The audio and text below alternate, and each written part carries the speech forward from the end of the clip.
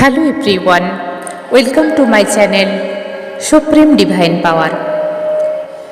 I am Supreme Energy Sujata Adhikari, teacher of Energy Science and Spiritual Trainer. আশা করছি আপনারা সবাই ভালোই আছেন। আমি কিন্তু খুব ভালো আছি। আজকেও একটি দারুণ টপিক নিয়ে আলোচনা করব। আপনারা থাম্বনেল দেখেই বুঝতে পেরে গেছেন। ডিকোড করব সব কিছু, তবে তার আগে ধন্যবাদ জানাই আপনাদের যারা আমার চ্যানেলটি সাবস্ক্রাইব করেছেন এবং আমার পাশে আছেন, আমার পরিবারের সঙ্গে জুড়ে আছেন। এবং যারা আমার চ্যানেলটি নতুন ভিজিট করছেন তাদের কাছে আমার অনুরোধ, যদি ভালো লাগে তাহলে অবশ্যই আমার চ্যানেলটি সাবস্ক্রাইব করে আমার পাশে থাকুন এবং বেল আইকনটি ক্লিক করে অল নোটিফিকেশনটি অন করে দিন, যাতে করে আমি যখন যখন ভিডিও আপলোড করব সবার আগে নোটিফিকেশান আপনার কাছেই পৌঁছে যায়। যদি ভালো লাগে তাহলে অবশ্যই আপনার ফ্রেন্ডস এবং রিলেটিভসের কাছে শেয়ার করুন, এতে করে আপনি জগৎ কল্যাণের কাজ করবেন ছোট্ট হলেও। এছাড়া যদি একটা লাইক করেন তাহলে হয়তো আমার আরও ভালো লাগবে, যে একটা লাইক আমাকে ভিডিও বানাতে আরও উৎসাহিত করে ফেলবে, তাই না? আমি আরও নতুন নতুন ভিডিও নিয়ে আসব। যদিও বলে রাখি, ইউটিউবে কিন্তু ভিডিওর কোনো অভাব নেই, কিন্তু যারা আমাকে ভালোবাসেন, সম্মান করেছেন, আমার ফ্যামিলির সঙ্গে জুড়ে আছেন, তাদেরকেও আমার মন থেকে অনেক অনেক ভালোবাসা রইল আমার পাশে থাকার জন্য। তো আজকে যে ভিডিওটি আমি যেটা নিয়ে আলোচনা করব, এই আলোচনাটা কোনো শেষ নেই।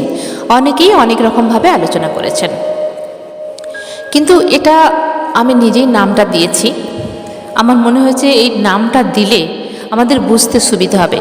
আমি সবসময় চাই যে একজন অ্যাজ এ টিচার হিসাবে বাচ্চাদের যদি খুব সহজ করে বোঝানো যায়, তাহলে আমার মনে হয় আধ্যাত্মিক জীবনটা অনেক সোজা হয়ে যাবে এবং আমাদের বুঝতেও সুবিধা হবে। সেই জন্যে কঠিন কঠিন সেরকম কোনো কিছু ওয়ার্ড আমি ইউজ করি না আমার ভিডিওতে। সেই জন্যে আমার ভিডিওগুলো একটু বড়ও হয়ে যায় বোঝাতে গিয়ে, আর আমি নিজের মতো করে কিছুটা নাম দিয়েও থাকি। যেরকম আজকের যে ভিডিও টপিক, সেটা হলো মৃত্যুর পরের স্টেশন। মৃত্যুর পরের স্টেশন, এরকম কোনো কিছু নাম হয়? মৃত্যুর পরে আবার কোনো স্টেশন আছে? কোনো কিছুই নেই, কিন্তু বোঝার সুবিধার্থের জন্য আমার এই নাম ইউজ করা হয়েছে। মৃত্যুর ঠিক আগের মুহূর্ত এবং মৃত্যুর পরে কি কি হয় খুব ছোট করে বলবো, কারণ এই নিয়ে বলতে গেলে অনেক বড় ভিডিও হয়ে যাবে। এরকম অনেক ভিডিও আমার দেওয়াও আছে অবশ্য। তাহলে চলুন, একটা মানুষ ন্যাচারাল ডেথে হবে এখানে কিন্তু, ঠিক আছে? ন্যাচারাল ডেথ, অ্যাক্সিডেন্টাল ডেথের কথা আমি বলছি না। মৃত্যু যখন মানুষের সামনে আসে, তিনি কিন্তু বুঝতে পেরে যান এবং মৃত্যুর কয়েক সেকেন্ড মাত্র সময় দেয়া হয়। যখন মৃত্যু ঠিক মুখে এসে যায়, তখন তার কিছুটা আগের থেকে যেই মানুষটা মৃত্যুশয্যায় আছে তিনি আর পরিবারের কাউকে চিনতে পারেন না। এগুলো স্বাভাবিক অবস্থায় 3 দিন থেকে শুরু হয়ে যায় রিয়াকশান। ঠিক 3 দিন আগে থেকে রিয়াকশান শুরু হয়ে যায়। সে কিছু খেতে চায় না অনেক সময়, আবার অনেক সময় দেখা গেছে মৃত্যুর আগে পর্যন্ত খাওয়া দাওয়া করেছেন। যেগুলো বিছানা সজ্জা হয়ে থাকে তাদের কথা বলছি, যেগুলো অ্যাক্সিডেন্টাল ডেথ তাদের কথা বলছি না। তো 3 দিন আগে থেকে যে রিয়াকশানটা ঠিক শুরু হয়ে যায়, কখনো এরা কাঁদেন, কখনো এরা হাসেন, কখনো কোনো চেতনা থাকে না, কখনো কিছু খায় না, গালে জল দিয়ে গড়িয়ে যায়, অনেক সময় চোখ দিয়ে জল বেরোয়, অনেক সময় সারাদিনই কিছু খেলেন না, খাওয়াতে গেলেও হয়তো গড়িয়ে এলো। এরকম রিয়াকশান দেখা যায় 3 দিন থেকে, এটা বেশিরভাগ দেখা যায় শুরু হয়ে যায়। এবং বাড়ির আশেপাশে একটা ভারী ভারী মহল ভাব হয়, যেরকম কালো কালো কাক চারিদিকে যেন মনে হয় বাড়ির ছাদে গাছে এগুলোতে আছে, এবং বাড়ির ভিতরের মহলটা যেন ভারী হয়ে যায়, বায়ুটা যেন ভারী হয়ে যায়। এদের বলা হয় নেগেটিভ এনার্জি, কারণ মৃত্যু লোক থেকে যে এনার্জি এনার কাছে আসতে শুরু করে এবং থমথমে ভাব হয় একটা। এটা হচ্ছে বাড়ির মহল, আশপাশের মহল এবং পাড়ার মহলটাও কিন্তু এরকম হয়ে যায়। সেই পাড়াতেও যদি কেউ ঢোকে যেন মনে হয় থমথমে ভাব। কিন্তু এখানে যে মানুষটা মৃত্যুশয্যায় তার আলোচনাই আমি করব, তার জন্য এটুকু বলতেই হয়, তাই না? তো 3 দিন আগে থেকে ঠিক শুরু হয়ে যায় বিভিন্ন রকম রিয়াকশান। কোনো দিন খান কিছু, কোনো দিন কিছু খান না, এবং চিনতে পারেন না কাউকে, কিছু বলতেও পারেন না, বোবা হয়ে যায়, মুখ দিয়ে বলার অবস্থায় থাকে না, এবং অনেক সময় দেখে কিছু বলতে চায় বলতে পারে না, দু চোখ দিয়ে জল বেরিয়ে যায়, বা একদম চেনার উপায় থাকে না, এরকমও দেখা গেছে। হয়তো তার মেয়ে এসে বলল, বাবা বা মা আমাকে চিনতে পারছো, কোনো রিয়াকশান থাকে না, যেন একটা দেহকে শোয়ানো আছে, কিন্তু প্রাণটা ধুক ধুক করে আস্তে আস্তে চলছে, কতক্ষণে বের হবে। তো দেখা যায়, বোঝা যায় 3 দিন আগে থেকেই কিন্তু সে এই পৃথিবীর সঙ্গে তার প্রায় ডিসকানেক্ট হতে চলেছে। এই পৃথিবীর সঙ্গে তার যেন কোনো সম্পর্ক আর নেই, সে বুঝতে পারে। তার সেই চেতন শক্তিটা যেন এই পৃথিবীর সঙ্গে জুড়ে নেই, এবং তার যে আশপাশের যারা ফ্যামিলি মেম্বার, তাদেরকে সে অনেক সময় আর চিনতে পারে না, বালা ভোলা হয়ে যায়। তো তখন সে বিভিন্ন রকম ওই পারের দৃশ্য দেখতে থাকে, এবং এটা বলা হয় মৃত্যুর ঠিক আগের মুহূর্তে ছটফট করে ওঠে। যতই তার বডিটা ডেড বডির মতো হয়ে থাক, সামান্য সামান্য প্রাণ, ডেড বডি কেন বলছি, কারণ সামান্য প্রাণটাই শুধু বইছে, বডির কোনো আর রিয়াকশান থাকে না। তো যখন মৃত্যুর আগের মুহূর্ত আসে, তখন কিন্তু একটু ছটপটে ভাব আসে, চোখটা বড় হয়ে যায়, জিভটা বেরিয়ে যায়, বা রক্ত বেরিয়ে যায় মুখ দিয়ে, নাক দিয়ে, পায়খানা পেশাব করে ফেলেন, এরকম রিয়াকশান দেখা যায়। তো মৃত্যুর ঠিক আগের কয়েক সেকেন্ড তাকে সিনেমা আকারে তার বিভিন্ন রকম পাস্ট মেমোরি মানে এই লাইফেরই, যে লাইফে উনি বেঁচে আছেন সেই লাইফের পাস্ট মেমোরি তাকে দেখিয়ে দেওয়া হয় একদম সিনেমা আকারে। আমরা যেরকম মুভি দেখি, মুভিতে যেরকম একটা সিনেমা পুরোটা দেখে নিলাম, কয়েক সেকেন্ডের মধ্যে পুরো সিনেমাটা তাকে দেখানো হয়। কি সিনেমা দেখানো হয়? সে কি কাজ করেছে, কার সঙ্গে মিলেছিল, দেখা হয়েছিল, কথা হয়েছিল, আচার ব্যবহার কীরকম ছিল, কে তার প্রাণের মানুষ ছিল, কতজনের সঙ্গে তার সম্পর্ক ভালো ছিল, কতজনের সঙ্গে তার সম্পর্ক খারাপ ছিল, কোথায় মারামারি করেছিল, কোথায় কখনো অসৎ কোনো কাজ করেছিল কিনা, কাউকে ঠকিয়েছিল কিনা। খুব কয়েক সেকেন্ডের মধ্যে স্ক্রল করে পুরো মুভি দেখানো হয়, কয়েক সেকেন্ডের মধ্যে মাত্র। এবং সেই জিনিসগুলো সে যখন দেখে, চোখ দাঁড়িয়ে যায়, আর কেউ দেখতে পায় না। সেই মৃত্যুশয্যায় যিনি আছেন তিনি শুধু দেখতে পান। এবং এটাও ধরা যায় কয়েক মিনিট আগে থেকেও তার পুরনো স্মৃতি মনে পড়তে থাকে, পুরনো স্মৃতির রিকল হয় কয়েক মিনিট আগে থেকে। এমনি মনে পড়ে, ওগুলো ব্রেনে আসে যে এই মানুষটার সঙ্গে হয়তো কোনো মানুষের কলেজ লাইফে কোনো ভালো বান্ধবী ছিল বা কোনো বন্ধু ছিল, তার কথা মনে পড়ে। কেউ কোনো উপকার করেছিল, তার কথা মনে পড়ে। হয়তো জীবনে বেঁচে থাকতে গিয়ে তার কথা মনে কখনোই আসেনি, আর ভুলে গিয়েছিল। কিন্তু মৃত্যুশয্যায় যখন তার সব সত্যটাই চলে যায় জীবনের, তখন তার সেই পুরনো রিকল হতে থাকে ধীরে ধীরে, যে এই মানুষটা আমার সঙ্গে কত সাথ দিয়েছিল, আমাকে কত উপকার করেছিল, আমার জন্য এটা করেছিল, বা আমি তার জন্য এটা করতে পারিনি। অনেক সময় চোখ দিয়ে জল আসে, তার মুখটা মনে পড়ে, তার কথাগুলো মনে পড়ে। হয়তো সেই মানুষটাই আর পৃথিবীতে নেই, এরকমও হতে পারে। কিন্তু মৃত্যুর কয়েক সেকেন্ডে তাকে দেখানো হয় তার কর্মগুলো, সম্পূর্ণ কর্মগুলো তাকে দেখানো হয়। সে কী করেছে, কত ভালো কাজ করেছে, কত খারাপ কাজ করেছে। কিন্তু তখন আর তার কিছু করার থাকে না, সেটাকে কখনোই সে আর রেকটিফাই করতে পারবে না, তার শরীরে সেই ক্ষমতা নেই। মৃত্যুশয্যায় এবং সেই কয়েক সেকেন্ডের মধ্যে চক্রভেদ করা হয়, এবং পরক্ষণেই তার মৃত্যু হয়। কেন দেখানো হয়? কারণ তুমি দেখে নাও যে তুমি কি কর্ম করেছিলে, সেই কর্মগুলোকে রিকল করে দেয়া হলো তোমাকে, যাতে তোমার চেতনার মধ্যে ওগুলো রেকর্ডিং হয়ে যায়। লাস্ট রেকর্ডিং ওই সময় হয় চেতনার মধ্যে। প্রাণ বেরিয়ে গেল বডি থেকে, চেতনার মধ্যে ওই রেকর্ডিং একদম হয়ে গেল, ওই চেতনা শক্তি নিয়ে এসে চলে গেল তার পরের স্টেশনে। পরের স্টেশন হতে পারে ভীষণ সুখের, বা হতে পারে ভীষণ ভয়ঙ্কর। কিন্তু এই যে মৃত্যু হলো, দেহ যিনি ছাড়লেন, সেই সময় তো আত্মা বাড়ির মধ্যেই থাকেন, বাড়ির মধ্যে থাকেন, এবং তখন তিনি সম্পূর্ণ সুস্থ। কারণ আত্মার তো কোনো অসুখ হয় না, আত্মার কোনো কষ্ট নেই, যত কষ্ট বডিতে। বডি যেহেতু ছেড়ে দিয়েছেন, তিনি সম্পূর্ণ সুস্থ, এবং সবাইকে বলতে চান যে আমি তো এখানেই আছি, তোমরা কাঁদছো কেন। সবার সঙ্গে কথা বলতে চায়, সবার কাছে যায়, কিন্তু যেহেতু তার কাছে বডি নেই, আত্মা সূক্ষ্ম শরীর হয়ে গেছে, তখন কেউ তাকে ফিল করতে পারে না এবং দেখতে পায় ধীরে ধীরে কত মানুষ আসছে, কত কথা বলছে।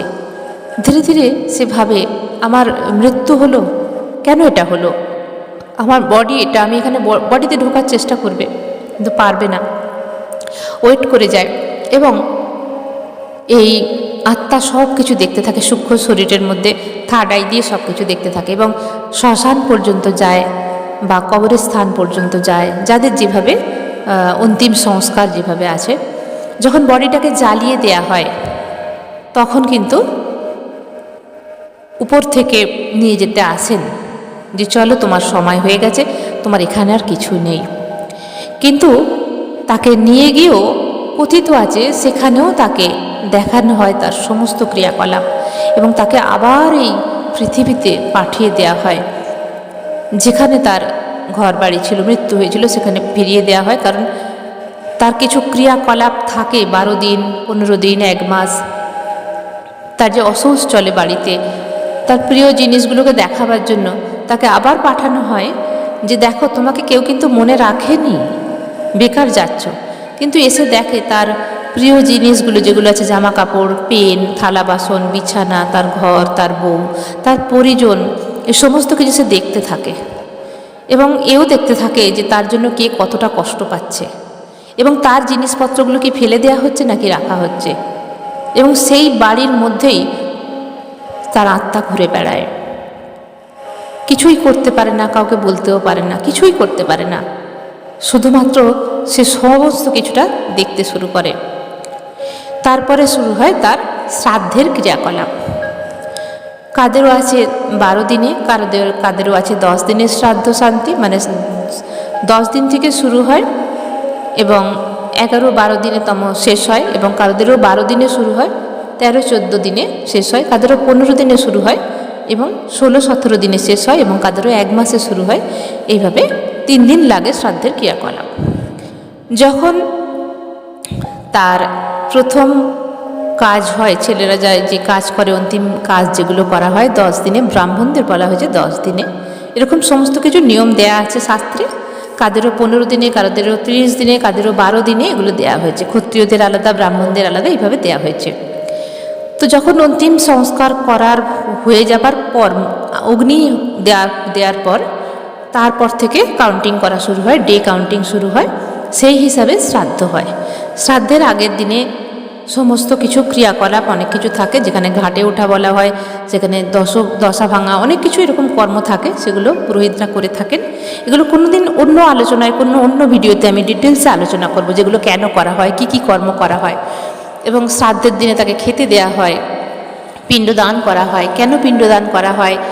এবং এরকমও আছে আমাদের হিন্দু শাস্ত্রে বেনা গাছকে পোতা হয়, সেখানে খেতে দেয়া হয়, প্রত্যেক দিন সকাল সন্ধ্যায় খেতে দেয়া হয়। এগুলো সবই কিন্তু আমাদের শাস্ত্র কোথাও না কোথাও এটা বানিয়েছেন এবং সেই হিসাবেই আমাদের এই কাজগুলো করা হয়। তো যখন শ্রাদ্ধের খাবার খাওয়ার পর তাকে অন্তিম বিদায় করা হয়, তিনি তখন চলে যান, সূক্ষ্ম দেহেই থাকে। এবার বুঝুন কেন পরের স্টেশন বলেছি। এই সূক্ষ্ম দেহে যখন থাকেন তখন এই বডি তো ছেড়ে দিলেন, বডি ছেড়ে দেওয়ার পর বিভিন্ন অন্তিম ক্রিয়াকলাপ করার পরে সেই সূক্ষ্ম দেহ চলে যায় এক জগতে। তখনও কিন্তু তিনি নেক্সট লাইফ পাননি, নেক্সট যে বডি ধারণ করেননি। ঠিক এর মাঝখানটায় যখন আসে যে এই বডি তো ছেড়ে দিল, যেটায় শ্রাদ্ধকর্ম হলো সেই বডি তো ছেড়ে দেওয়া হলো, সেই সময় সূক্ষ্ম শরীর এলো এবং যতক্ষণ না নতুন শরীর ধারণ করছে ততক্ষণ পর্যন্ত তিনি সূক্ষ্ম শরীরেই কিন্তু বসবাস করবেন, সূক্ষ্ম শরীরেই তিনি থাকবেন। এবং এই সময় ওনাকে কেউ হেল্প করে না, এই আত্মা কারোর হেল্প নেয় না, নিজেই বিচরণ করতে থাকে, নিজের আত্মাকে বোঝাতে, বুঝতে, যে তাকে সেইভাবেই যেতে হবে। একটা আলাদা জগৎ থাকে, সেখানে তিনি থাকেন। এবং সময় হলে প্রত্যেকটা মানুষ কিন্তু মৃত্যুর পরে একই টাইমে জন্ম নেয় না, কর্ম ওয়াইজ নেয়। তো তারপর যখন নতুন বডি ধারণ করে তখন সঙ্গে কি থাকে, একটা পোঁটলা থাকে। সেই পোঁটলার মধ্যে কি থাকে, একটা পোঁটলা নয়, 2টো পোঁটলা থাকে, যেটা ব্ল্যাক ব্যাগেজ আর একটা হোয়াইট ব্যাগেজ, যেটা ভালো কর্ম বা গুড কর্ম এবং ব্যাড কর্ম থাকে। এগুলো চেতনার মধ্যে করে নিয়ে চলে যায় আবার নতুন একটা জন্মের খোঁজে। আবার নতুন মা, নতুন বডি ধারণ করতে হবে, সেই ওয়াইজ লোকেশান, সেই ওয়াইজ ডেট অফ বার্থ, কারণ কর্ম অনুসারে ডেট অফ বার্থ মেলে। ডেট অফ বার্থ আমরা এমনি এমনি পাই না, আর জানবেন নামটাও আমরা এমনি এমনি পাই না। এই নামটা আমাদের আগের থেকেই ঠিক করা থাকে।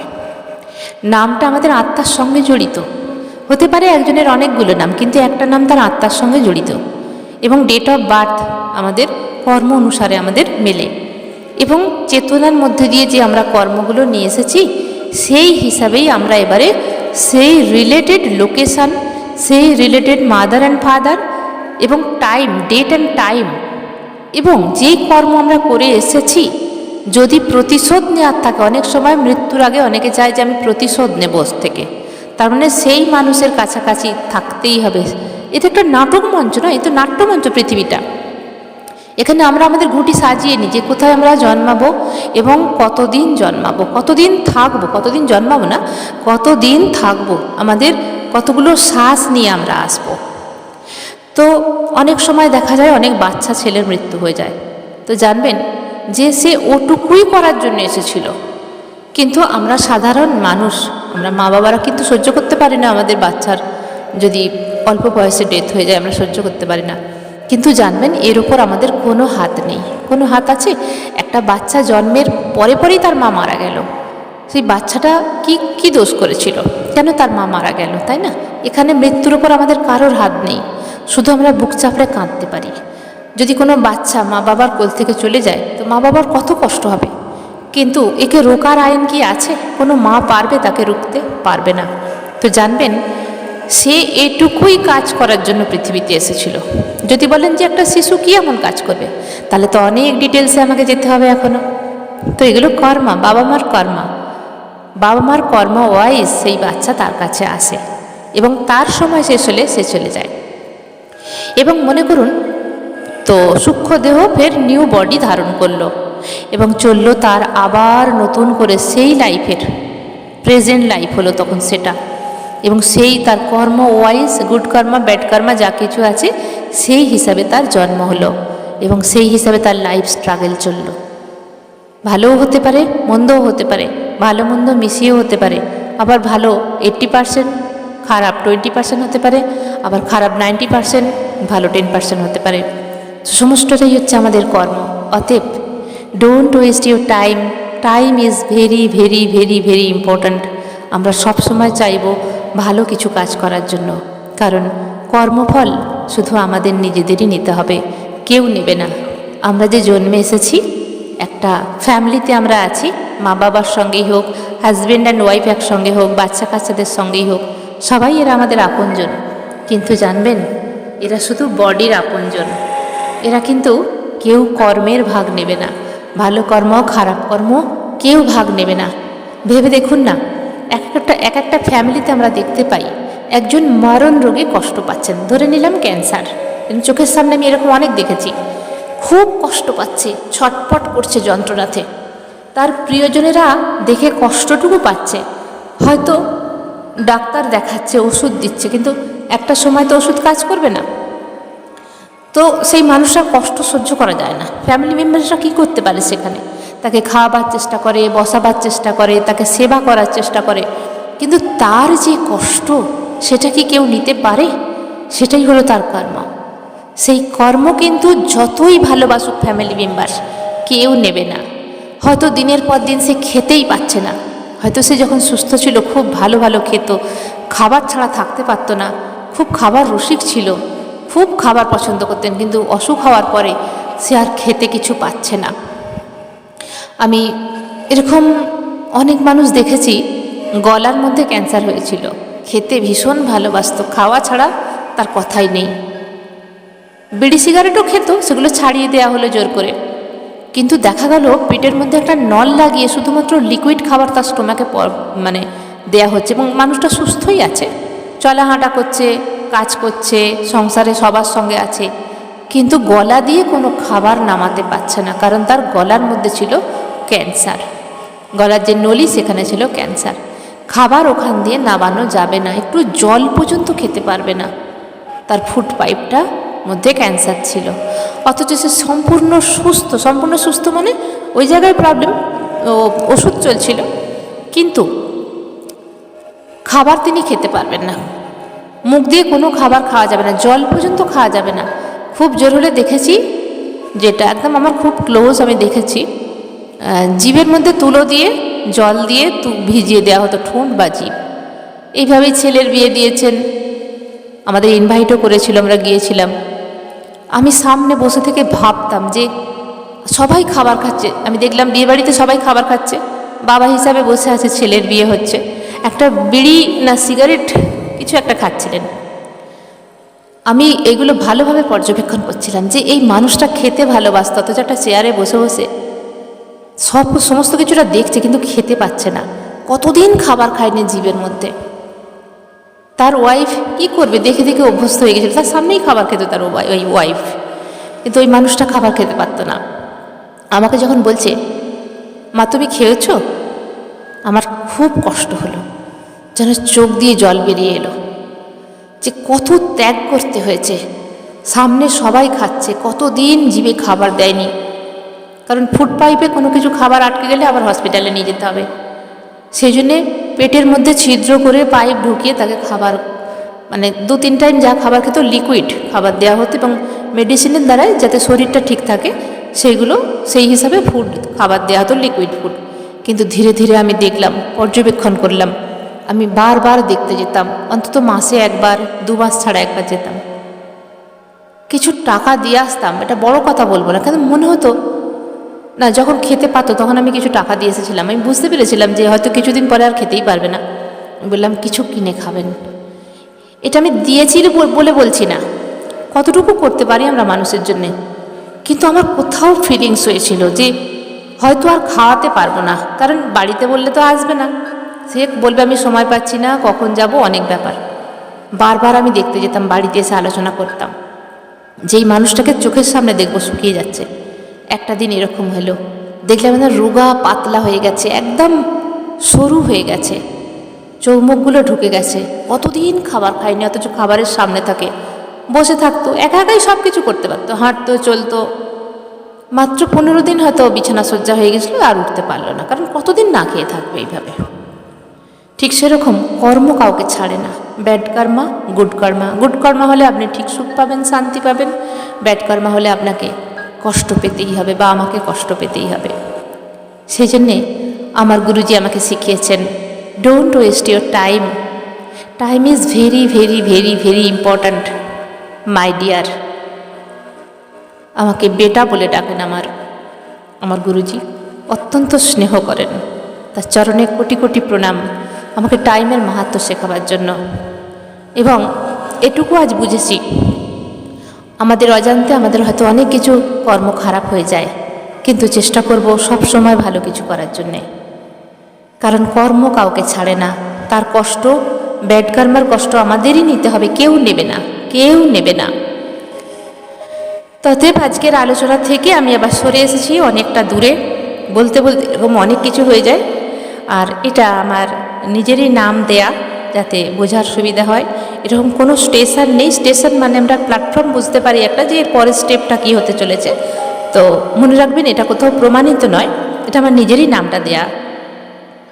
আজকের যে আলোচনা ছিল সেটা হচ্ছে মৃত্যুর পরের স্টেশন। তাহলে আশা করছি আমি বোঝাতে পেরেছি। তো সবাই ভালো থাকবেন, আজকের ভিডিওটা এখানেই শেষ করলাম। সবাই ভালো থাকবেন, আনন্দে থাকবেন, দারুণ থাকবেন। ধন্যবাদ।